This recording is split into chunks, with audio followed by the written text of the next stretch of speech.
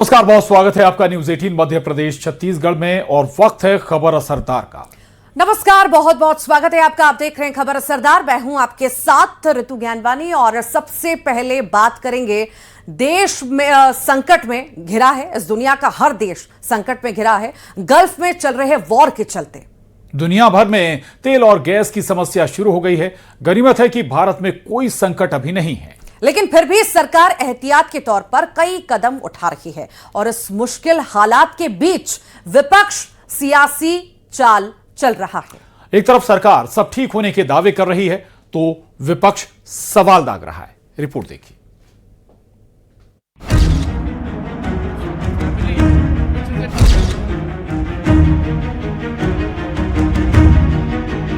Iran Israel युद्ध के बीच gas संकट की खबरों ने देश में अफरा तफरी का माहौल बना दिया है। लोगों की लंबी लंबी लाइनें शहर शहर देखने को मिली, लेकिन इन सब के बीच सरकार ने लोगों को गैस की किसी भी तरह की किल्लत नहीं होने का आश्वासन दिया है। प्रधानमंत्री मोदी ने पेट्रोलियम मंत्री हरदीप पुरी और तमाम अधिकारियों के साथ बैठक कर ये साफ किया कि आम जनता को गैस की कोई कमी नहीं होनी चाहिए।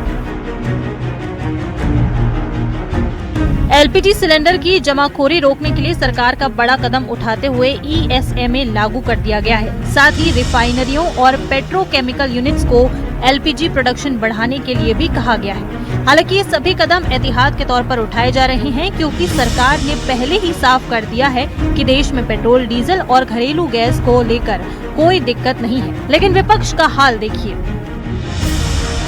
भैया, मैं तो लोगों से यही कहता हूँ कि आप लोग जो है अपने अपने घर में जल्दी जल्दी सिलेंडर भरा के रखो। जो एलपीजी के रिडक्शन हो रही है, प्राइसेस बढ़ रहे हैं और जो सरकार पूरी तरह जिस तरह एनर्जी को लेके जो सीरियसनेस दिखानी चाहिए थी वो नहीं दिखा पा रही है। इन्होंने कहा था न तेल की कमी होगी न गैस की कमी होगी, तो कैसे हो गई?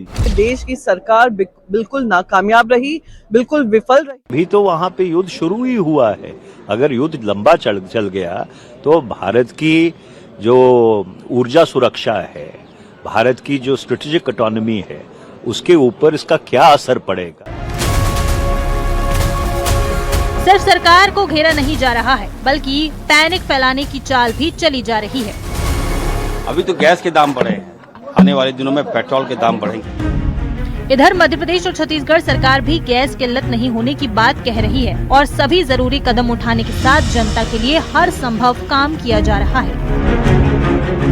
कोई भी समस्या पूरे देश में नहीं है। भारत के पास में पूरा उत्पाद की सारी उपलब्धता है और यह कार्य मध्य प्रदेश के अंदर भी कहीं पर भी कोई भी जगह पर सारे पेट्रोलियम सिस्टम में हमारे स्टॉक बराबर से हैं मध्य प्रदेश में, और मुझे नहीं लगता है कि मध्य प्रदेश में कहीं कोई कमी अभी ऐसी महसूस हो रही है। देखिए, उसकी जानकारी तो मुझे नहीं है बेंगलुरु की, परंतु छत्तीसगढ़ में जो कॉमर्शियल गैस है उनकी उतनी खपत भी नहीं है और यहाँ जितनी आवश्यकता है उसके अनुरूप पर्याप्त गैस सिलेंडर प्रदेश में उपलब्ध है। लेकिन आज सबसे बड़ा सवाल ये है कि क्या वाकई भारत में तेल और एलपीजी को लेकर कोई दिक्कत है, या फिर विपक्ष भ्रम फैलाकर कोहराम मचाना चाह रहा है। सरकार आश्वासन दे रही है, लेकिन फिर भी विपक्ष गैस के नाम पर लोगों को डरा रहा है। न्यूज 18 के लिए ब्यूरो रिपोर्ट। इजरायल, अमेरिका और ईरान के बीच बढ़ते युद्ध के तनाव के बीच एक अफवाह ने भारत की धड़कनें बढ़ा दी, जिसके बाद तमाम शहरों में गैस एजेंसियों को बाहर भारी भीड़ यहां पर देखी गई और गैस सिलेंडर के लिए मारामारी जैसी स्थिति दिखी है। लेकिन सच ये है कि भारत में गैस की कोई कमी नहीं है। सरकार ने दावा किया कि भारत में स्थिति अंडर कंट्रोल है। रिपोर्ट देखिए।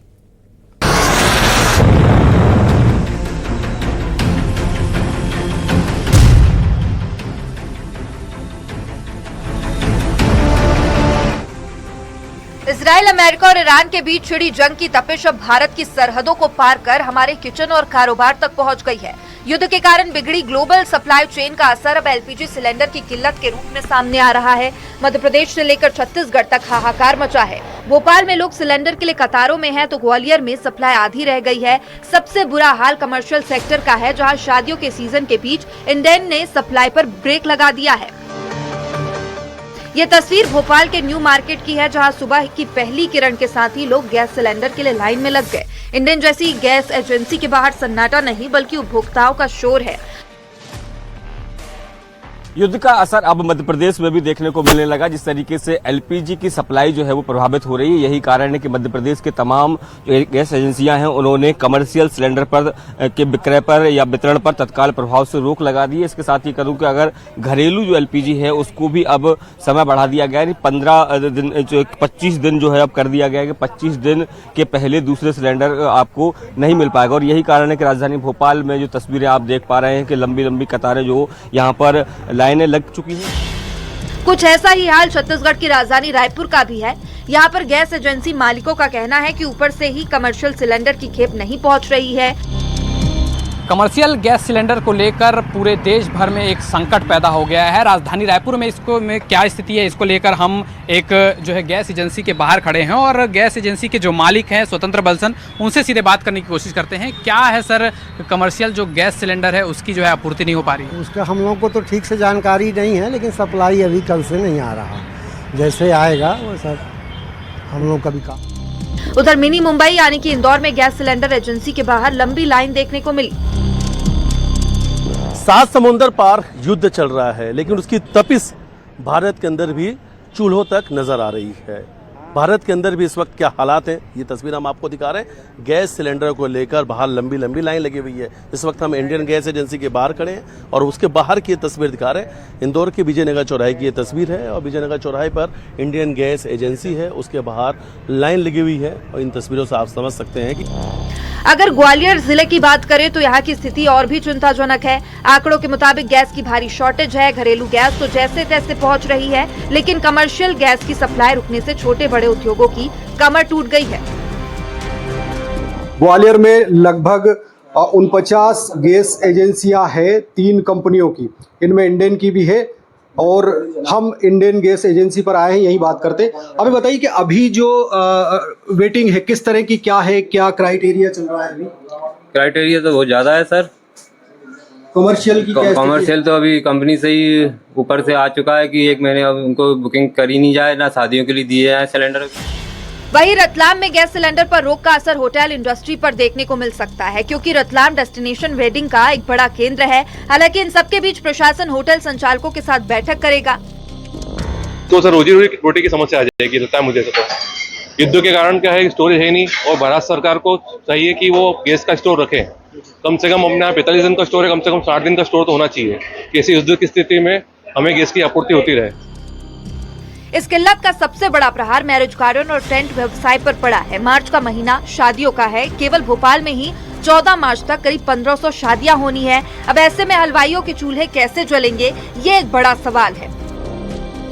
भारतीय संस्कृति और परंपराओं में, हमारे धर्म में, वैदिक ऋचाओं में, सब में पाणी ग्रहण संस्कार और विवाह का अपना महत्व है। अकेले भोपाल शहर में अभी 14 मार्च तक 1500 से 2000 शादियां होना तय हैं और ऐसे में अनायास तेल कंपनियों और भारत सरकार और प्रदेश सरकार द्वारा सिलेंडरों पर बैन लगा देना ये निश्चित ही घोर निंदनीय विषय है। हम इसका पुरजोर विरोध करते हैं। सारे मिठाई व्यापारी, सारे कैटरर, सारे होटल इंडस्ट्री वाले, होटल, रेस्टोरेंट्स और स्ट्रीट फूड वेंडर्स अब काले बाजार के डर से जी रहे हैं और अगर सप्लाई जल्द बहाल नहीं हुई तो आने वाले दिनों में खाने पीने की चीजों के दाम भी आसमान छू सकते हैं। युद्ध इजराइल में है, लेकिन उसकी आंच भारत की गलियों तक पहुंच चुकी है। अब देखना होगा कि सरकार और पेट्रोलियम कंपनी इस संकट से निपटने के लिए क्या वैकल्पिक कदम उठाती है। Bureau report, news 18।